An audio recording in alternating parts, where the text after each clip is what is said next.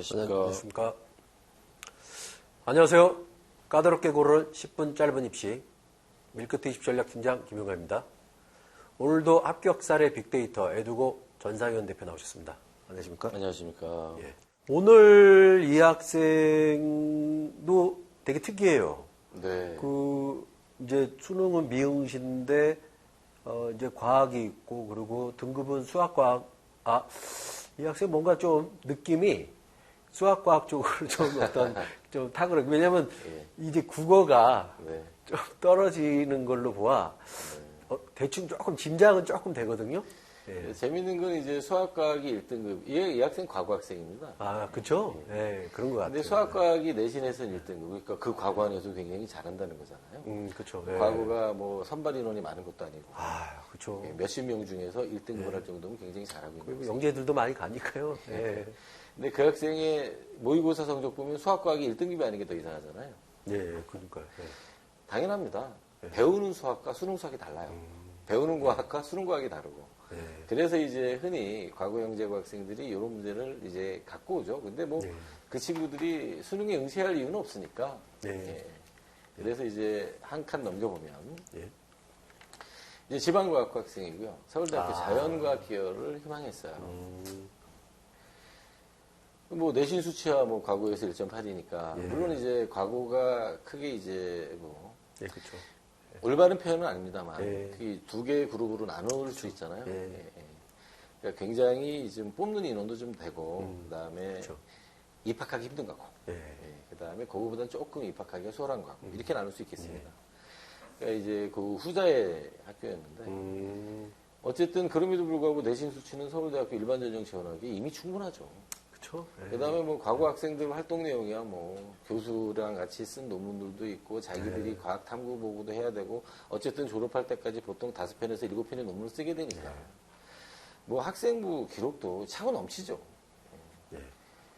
그래서 이제 무난하게 이제 뭐 별 문제 없겠네. 그래서 이제 자기소개서를 중심으로 이제 이 학생의 이제 그 지원 패턴을 이제 분석을 다시 해보게 된 거죠. 더더욱이 또 자연과학계를 간다니까 이쁘잖아요.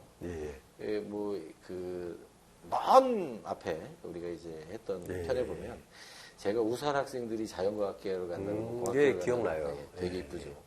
의학계를 안 가는 것만으로 저는 기쁩니다. 그렇죠. 이제 앞으로 입시에서 또 의학계열이 4,000명 더 추가되잖아요. 지금 논란이 되고 한 3,500명 전후로 뽑고 있는데 4,000명 더 뽑으면 이제 좋아지겠다 의대각이.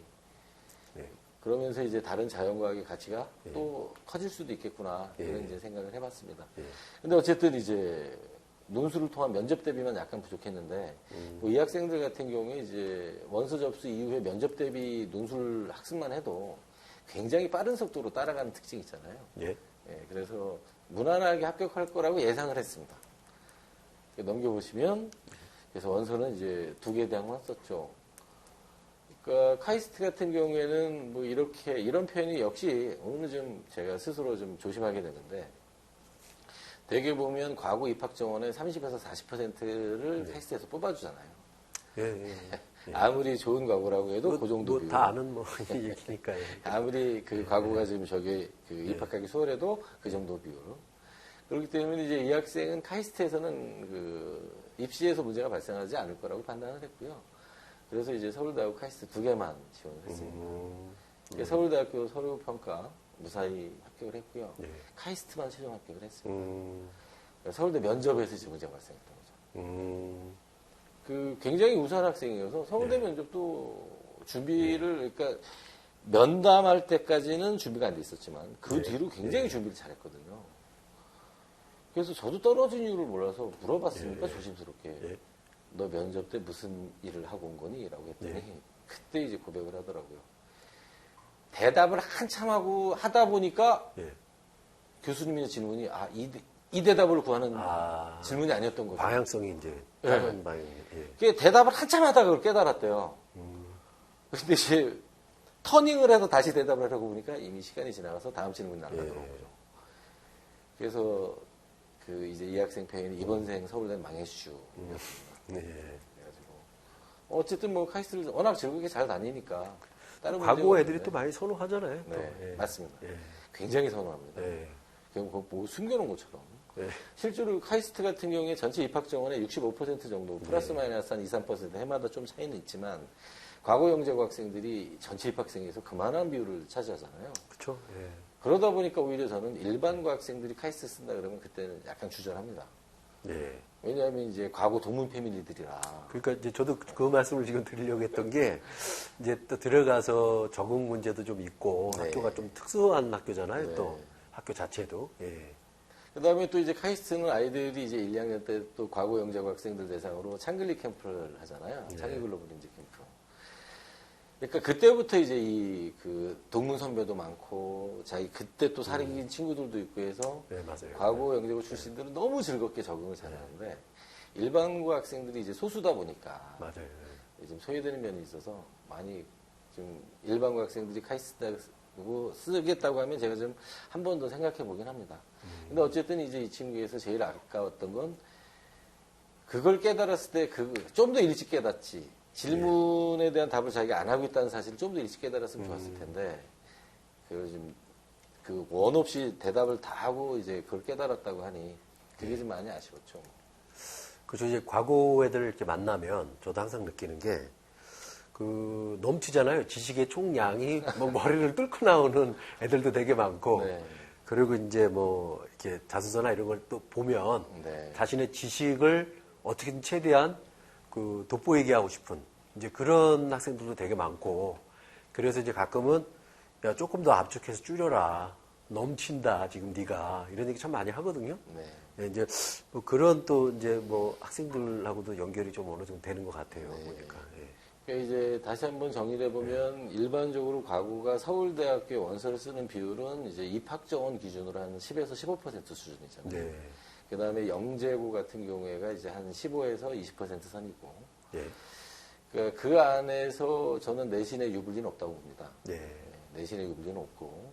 오히려 이제 자기를 잘 드러내는 자기소개서. 여기서의 잘 드러냄이라고 하는 것은 무엇을 했는지가 아니라 그것을 왜 했고 그것을 하는 과정에서 자기가 어떤 고민에 빠졌는지가 들어있을 때가 1단계 합격률이 높았고요. 예. 그 다음에 이제 질문에 대한 정확한 대답.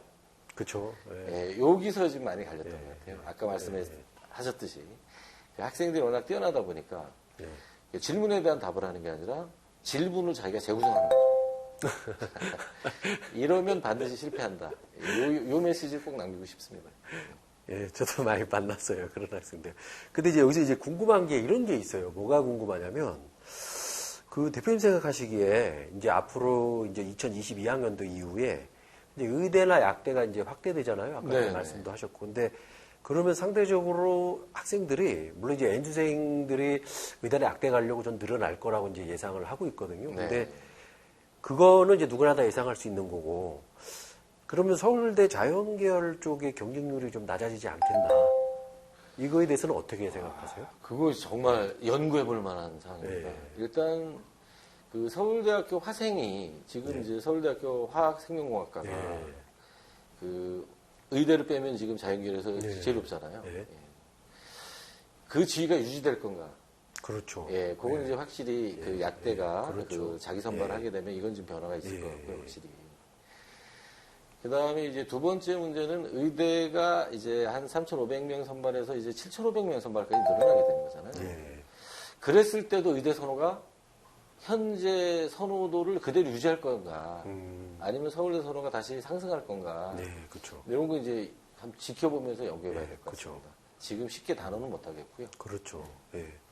이제 앞으로 2022학년도 이후 입시를 준비하는 이제 학생들 같은 경우에 이제 이런 부분들이 어떻게 이제 뉴스를 좀 많이 최대한 빨리 접해서 본인의 방향성을 좀 명확하게 하는 게 좀 좋지 않을까 이제 이런 생각을 하게 됐습니다. 밀크티에서 사전에 늘 분석해서 미리 예고해 주실 거 아닌가요?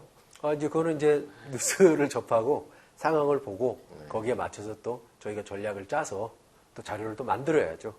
예, 왜냐하면 또 데이터가 지금 없으니까 또 그거를 이제 추정할 수 있는. 예. 그때도 또 이렇게 많은 도움 주실 거죠? 네. 예. 알겠습니다. 예, 오늘 좋은 말씀 고맙습니다. 네, 감사합니다.